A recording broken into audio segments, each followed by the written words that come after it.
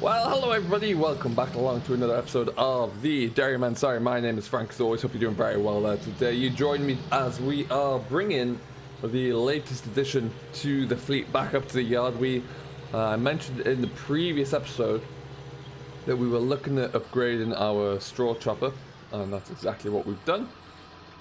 This one is a little bit more suitable, a little bit more practical for our needs now, and yeah, we traded the other one in there. It cost a little bit more, stretched us a little bit, but we needed it. And yeah, that's looking good. We're going to bring it. It's a Kuhn Primo, ideally suited for round bale. It can handle square bales just, but we're going to be trying to keep it solely to round bales moving forward. So it should be, yeah, it should be pretty good. It's on the 66 here at the moment, which is probably where it's going to stay most of the winter, I would have thought. Right now it's going to get dropped off because we've got a few different things that we want to do and see how we get on, really. But yeah, lots to kind of think about today. What we're going to do now, though, I want to go and have a look at some of our recently planted land, or the new land that we have, and we're going to do a little bit of a crop walk actually, because I haven't been down to that for a while. So we'll go and have a look at that, see how it's coming along there. It is some spring oilseed rape in there, and there's a cover crop as well in the smaller field.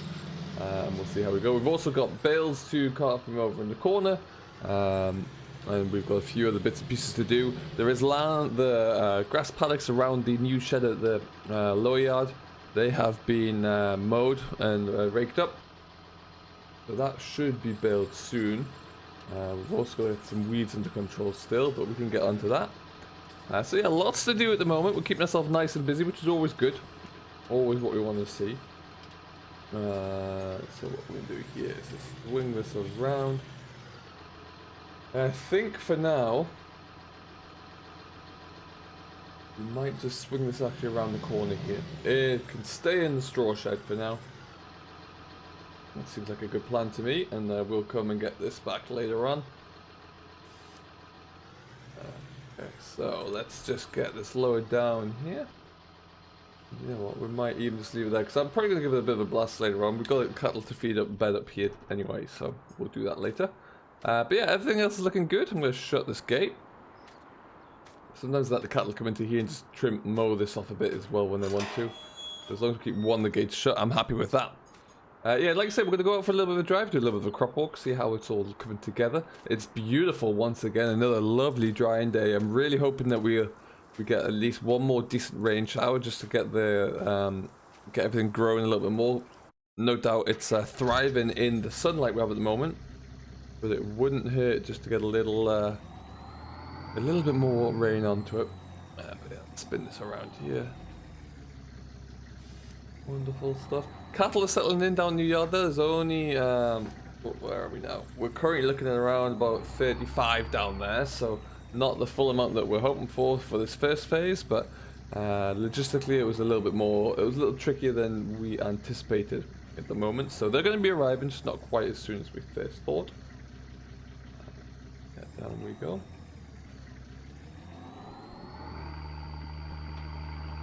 Excellent. How you all doing anyway? I hope everything is fantastic. Whatever you're getting up to, do let us know. Let us know either in the comments or just drop anything down below there, and either Simulation for the Nation will see it or myself I'll see it, and I always do like to respond. Our maize is hasn't quite come through yet. Actually, you'll see that field is being plowed over and worked over. That was I think we're doing that in the last episode of my blog, and it's yeah, that's ready to be drilled, which we're early summer now, so we'll probably look to try and get that done back end of August, I think.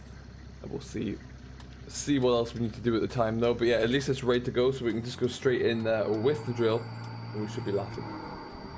But yeah, we're just going to come and have a look at these fields down here, see what's happening. Go around this way actually, I think.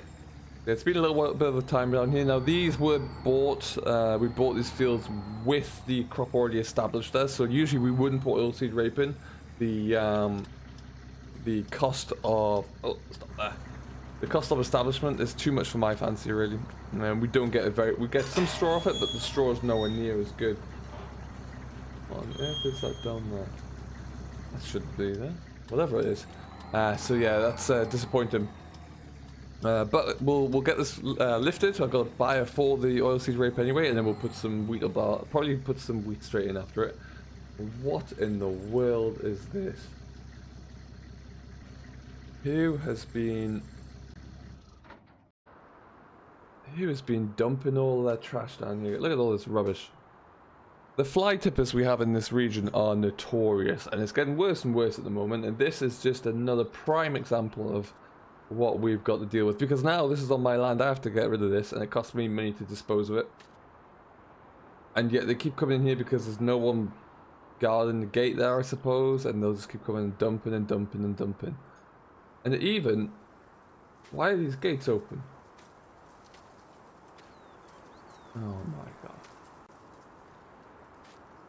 This is not a tram line, people. This looks like someone's been in here poaching, I think. They've been driving around in what looks like a 4x4 of some sort there, and they have just destroyed this. This is really disappointing. As you can see here, this was and still is for the most part, a very reasonable looking crop of oilseed rape. I'm quite happy with how this is coming on, actually. Now we'll have a bit of a better look into it, but it looks clean. Doesn't appear to be too much sign of any weeds or any rot, or even the CSB looks okay. Cabbage stem flea beetle does not seem to be in here too much, but someone still felt the need and the urge to come in and just drive all over the shop. Absolutely ridiculous. So what we're gonna have to, what they'll do is they'll come in here with high-powered lamps, and they'll come, because it's next to wood here, they'll come and try and get any of the either hares out of here typically, I think, or if there are any deer, they'll be looking at that as well. But this is just atrocious, and they've just no care for it and just absolutely destroyed the place. Just ridiculous. We're gonna have to have a bit of a change of tack here, I think. We have to come block these gates up, block that main one up at the front there so they can't bring anything in, and then try and block that one somehow as well. Which is really frustrating. I shouldn't have to do this on my own land. It should be fine. But we're going to have a bit of a walk down here. That's cover crop over there. This field looks good. Apart from that, it's coming along quite nicely, actually. And, yeah, no patches. It doesn't look like it was battered too much by slugs when it first was established either. So there's a good even crop coming through. This is just a cover crop in here as well, just to get the ground doing something. It looks okay. It is what it is. We're likely going to put that into grass, I imagine, because it's a bit small for anything else. So we will see. But this is particularly annoying. So that's going to change our plans for a little bit to begin with. We're going to head back on up to the yard. Well, we have to, I don't know, maybe bring an old trailer down or something just to block off that main gate there. That one to the road needs to be blocked off because apparently they keep wanting to come in here and tip all that rubbish, which we're going to have to dispose of. Like I say, that costs a lot of money per ton to get rid of. To the point now where I'm actually starting to budget in, would you believe it or not, into the yearly accounts there. So let's get this shut. We need to get some chains on these as well. The other issue is there are two access points to that field. So, God, that's annoying. Now what we're going to do, I'm going to drive back into the yard there. We'll get a tractor, likely the 66, I would imagine. Unhook everything, and then we're going to come down and try and block this access up, really. So let's get on with that one. We'll shut this gate up whilst we're here, though.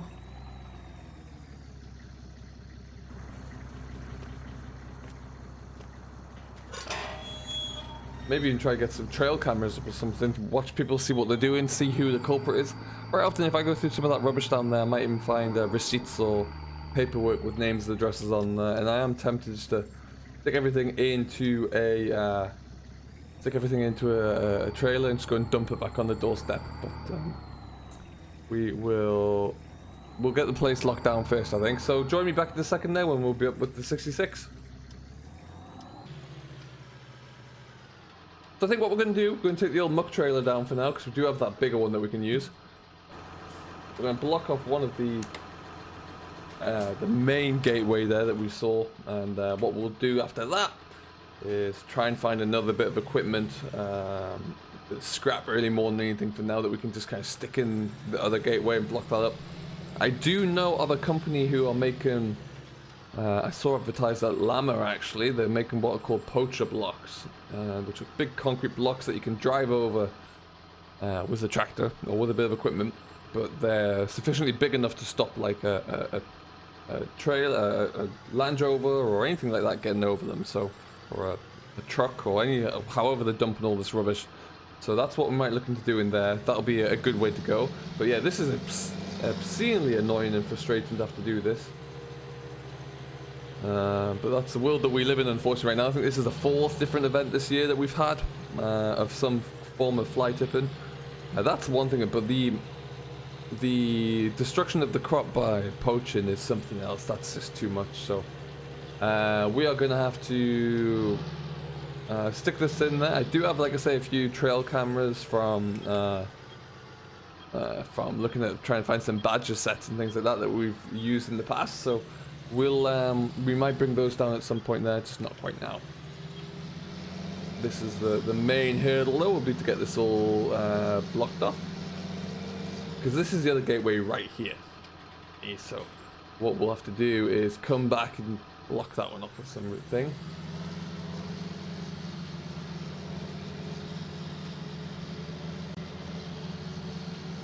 And now we just have to go into here.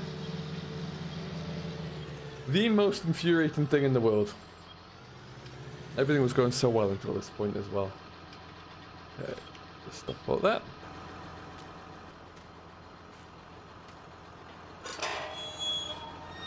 Not like there aren't any signs saying don't pass or anything either. Good lord.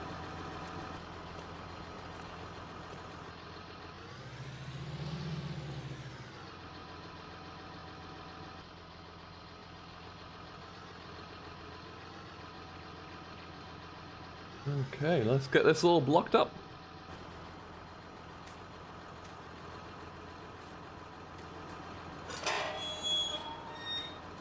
There we go. And so now we're going to just kind of swing that along the back end.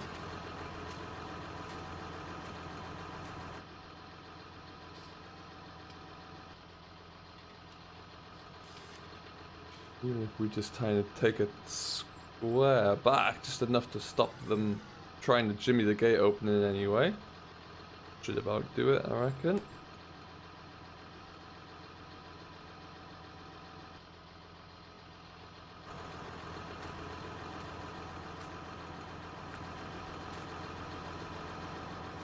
Yep, that'll stop them getting in there.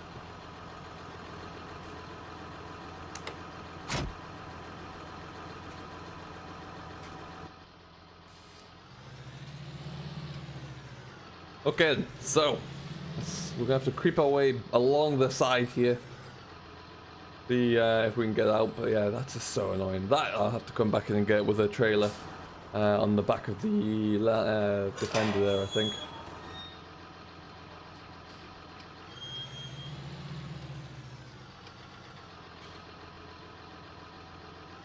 But yeah, they have an absolute rake around in this field. I wonder if we could even use that to get that dragged forward to block off that. That might work, actually. I don't know if it'll actually fire up at all, but I might speak to the Forestry Commission about using that one, just get this all kind of blocked in. That would work very well indeed. So otherwise, if you disregard the damage there, it's looking quite good. I'm very happy with it. It's probably going to get one more hit of nitrogen just to boost it on in the course of the next... well, once we get the silage done, really, I'll probably get into that. But otherwise, yeah, it's a nice looking, tidy crop. We're going to go and drive back up now. We need to get a few of the little bits and pieces done. Starting with getting some bales tied up there. So we'll probably just put the bales back onto the back of this tractor for now, because we're going to keep the mowers on the 68, because it's not going to be too far off until they're needed again. So pointless removing those. So yeah, join us back up at the farm, and we'll see what else we can get up to there and get cracking along, I guess. So we're all hooked up to the bale carrier, and we're going to get on with that one. Now, what I would say is there's a whole scrap metal and even wood here in the skip and things like that. We were going to get our way to the scrap man. Half of me is inclined to go and just shove this down one of those gateways and block it up there. However, I think if I do that, someone might just come and steal the scrap. Because people do like to do that these days, so might have to be something a bit heavier. see what we can have or what we can find to put down there. Another old trailer. We might just go and buy an old scrap trailer from a sale or something, and put that in, because that might work well, but I guess we'll have to see. For now though, there's only about half a dozen bales I think to go and collect from this other field, so we're going to get a start with that today. See how we get on there. Ooh. Around we go. And then yeah, that'll keep my mind off that for a little while there, and then we'll tomorrow we're going to get the rest of that baling done on the ground down at the lower farm. And there, once that's done, then we're pretty much set. The second cut is not ready to go. Well, the bulk of the second cut isn't ready to go. Neither is the hay. But as you can see, this ground here, it does just need another drink. I think it's a little bit thirsty. But we did get a reasonably decent first cut though, so that's all good. Okay, and here we go. Now some of these bales did roll into the hedge, so they're probably going to need to be looked into actually and repaired, I imagine. Unfortunately, but such is life.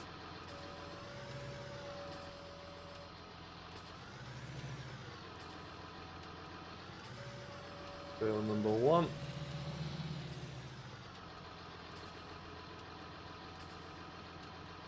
So we'll make this one bale number 2 because we're facing the right way.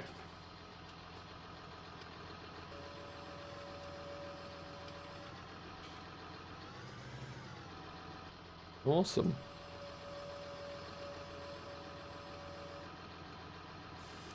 Great job. So we're going to take these ones back there, and then we'll continue, rinse and repeat. Like I say, there's only a few trips here. We'll put these into the yard, and then we'll get them all stacked up at some point as well. Nice and easy way just to wind out the rest of the day there. It's getting late. We're going to get this done, and then we'll probably have to turn our attention to getting everything fed up again. So bring out the Keenan feeder and make sure that's all ready to go. So it's always busy.